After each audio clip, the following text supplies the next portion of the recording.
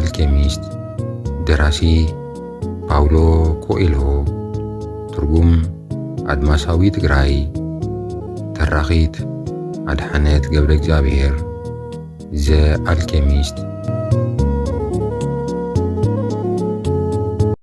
ንጽባሒቱ እቲ ቀዳማይን ንጹርን ምልክት ሓደጋ ዘርአየ ሰለስተ ዕጡቓት ናብኦም ብምቕራብ ኣብቲ ቦታ እንታይ እናገበሩ ከም ዘለዉ ሓተትዎም። ኣሃድን ኣለኹ ኢሉ መለሰ እቲ ኣልኬሚስት። ኣጽዋር ሒዝኩም ከይትህልው ክንፍትሸኩም ኢና በለ ካብቶም ዕጡቓት ሓደ። እቲ ኣልኬሚስት ካብ ፈረሱ ቅስ ኢሉ ወረደ። ሳንቲያጎ እውን ከምኡ ገበረ።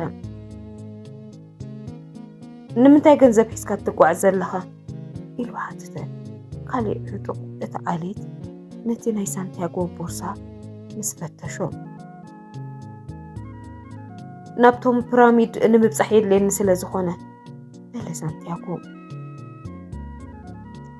ንብረት እቲ ኣልኬሚስት ይፍትሽ ዝነበረ ዕጡቕ ብግድኡ ፈሳሲ ዝመልኦ ንእሽተይ ናይ ክሪስታል ብርጭቆን ካብ ናይ ደርሆ እንቋቑሖ ቁሩብ ዝዓቢ ቢጫ ናይ መስትያት እንቋቑሖን ረኸበ።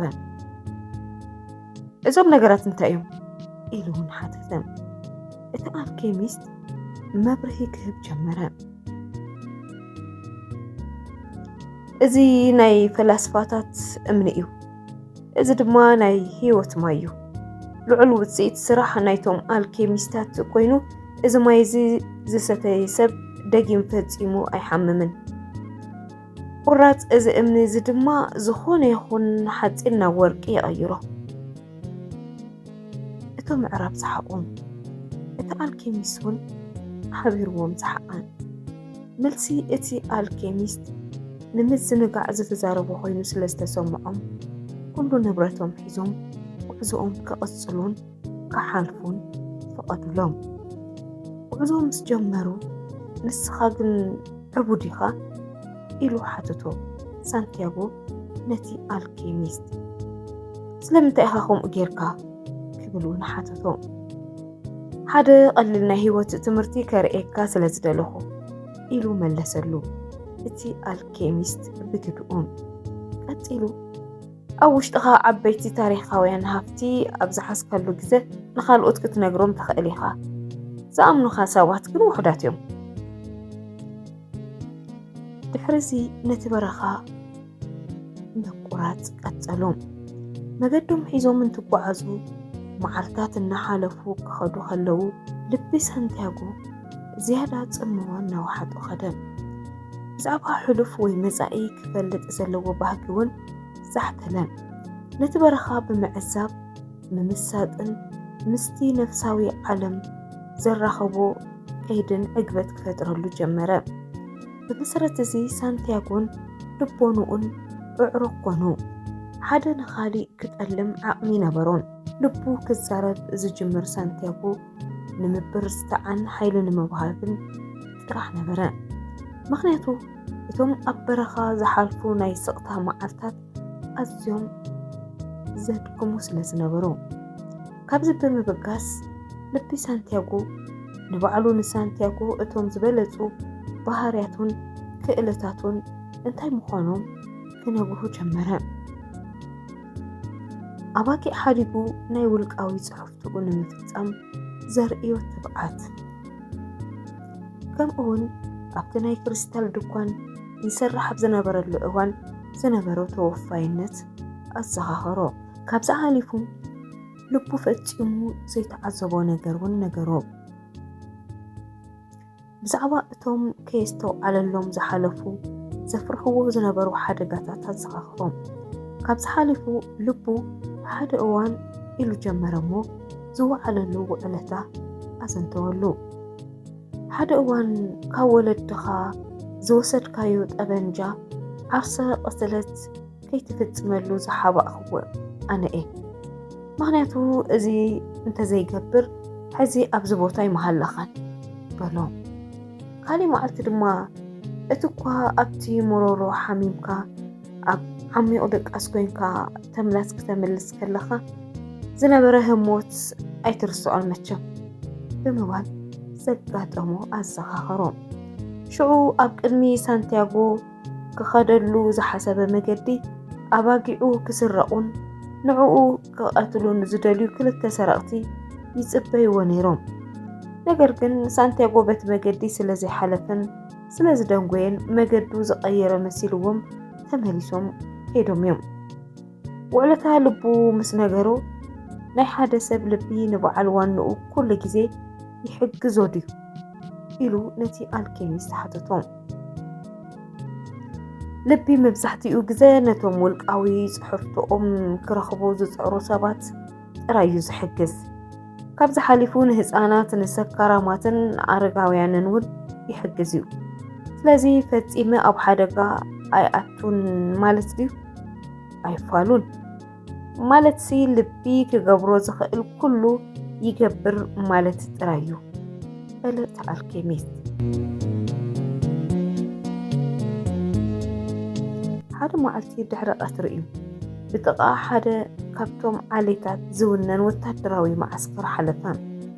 ኣብ ነብሲ ወከፍ ኩርናዕ እቲ ሰፈር ጻዕዳ ክዳውንቲ ዝተኸደኑ ዓረባውያን ዕጡቕ ደው ኢሎም ነበሩ።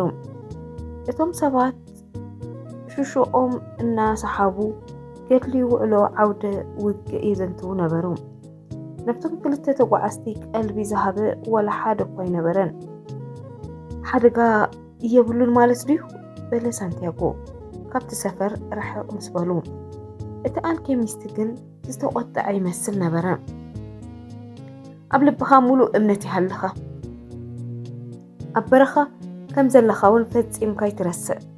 ሰባት ንሕድሕዶም ክዋግኡ ከለዉ ነቲ ነፍሳዊ ዓለም ድምፂ ስቃይ ኩናት ክሰምዕ ይኽእል እዩ።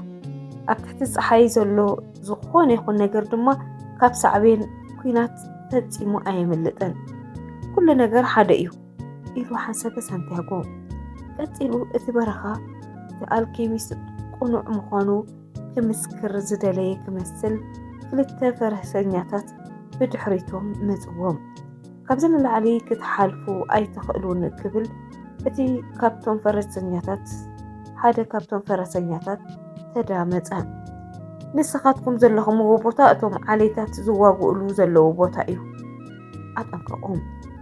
ርሕቕ ዝበለ ቦታ ይኮንኩን ዝኸይድ ዘለኹ ኢሉ መለሰ እቲ ኣልኬሚስት።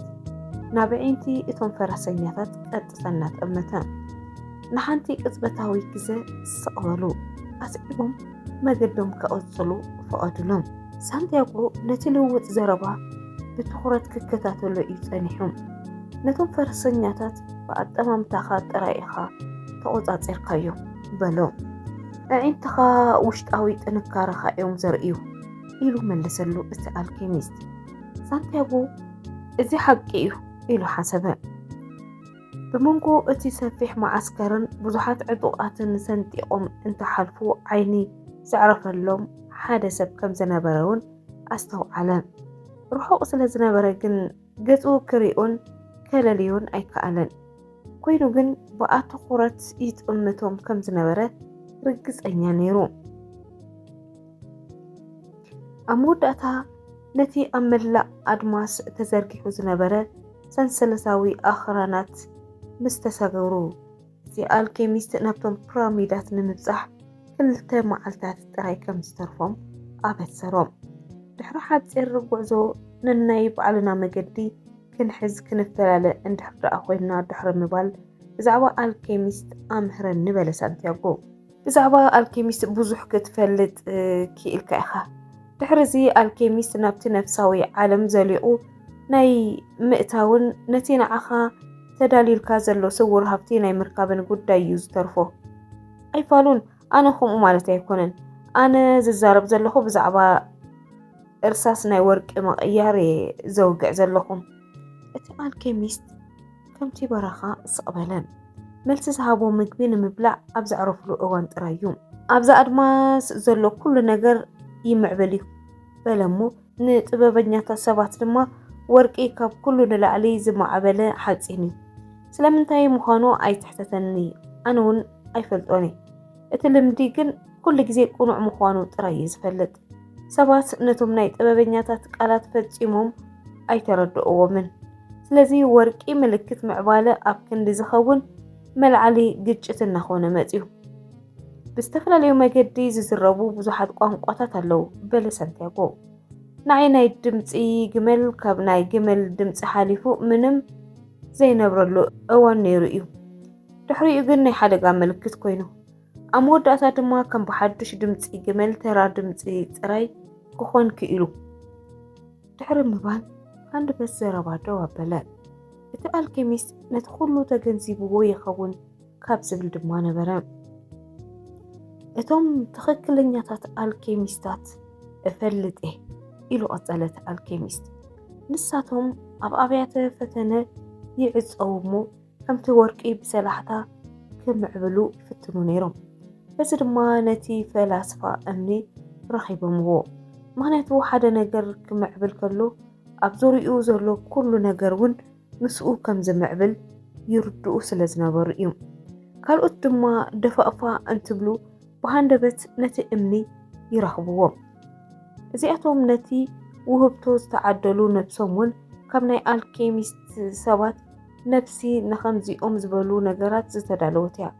ኮይኑ ግን እዚኣቶም ኣዝዮም ውሑዳት ካብ ምዃኖም ዝተለዓለ በፃዕብዕቲ ዝቁፀሩን ኣይኮኑን። ካብዚኦም ዝፍለዩ እውን ኣለዉ። ወርቂ ጥራዮም ዝደልዩ እዚኣቶም ነቲ ሚስጥር ፈፂሞም ኣይረኸብዎን። ፅሑፍቶኦም ዝማልአሎም ብርሳስ ነሓስን ሓፂንን እውን ከም ዝኾነ ፈፂሞም ዝረስዕዎ እዮም። ስለዚ ኣብ ናይ ካሊእ ውልቀ ፅሕፍቶ ኢዱ ዘእቱ ዝኾነ ይኹን ሰብ ፈፂሙ ናይ ባዕሉ ውልቀ ፅሕፍቶ ክረክብ ኣይክእልን። ቃላት እቲ ኣልኬሚስት ከም መርገም ኮይኑ ተሰምዐን ተጋውሐን። ናብ መሬት ትጥምት ሓንቲ ዛዕጎል ረኣየ ሞልዓና። እዚ በረኻ እዚ ሓደ እዋን ባሕሪ ነይሩ እዩ በለ። እዚ ኣስተውዒለሉ ነይረ እየ ሳንቲያጎ መለሰሉ። ድሕሪዚ እቲ ኣልኬሚስት ነቲ ዛዕጎል ኣብ እዝኑ ክገብራ ንሳንቲያጎ ሃቦ። ንሱ ቆልዓ እናሃለወ ብዙሕ ግዜ ከምኡ ይገብር ነይሩ። በዚ ድማ ድምፂ ባሕሪ እውን ይሰምዕ ነበረ። እቲ ባሕሪ ኣብዛ ዛዕጎል እዚ ህያው ኮይኑ ይነብር ኣሎ። ምክንያቱ ውልቀ ፅሑፍትኡ ስለ ዝነበረ። እዚ በረኻ እዚ ከም ብሓዱሽ ብማይ ክሳብ ዘይተሸፈነ ድማ ፈፂሙ ኣየቋርፅን። ድሕሪዚ ዝርርብ ኣብ ፈረሶም ተወጥሑ ናብ ኣንፈት እቶም ፒራሚዳት ግብፂ ክጓዓዙ እውን ጀመሩ።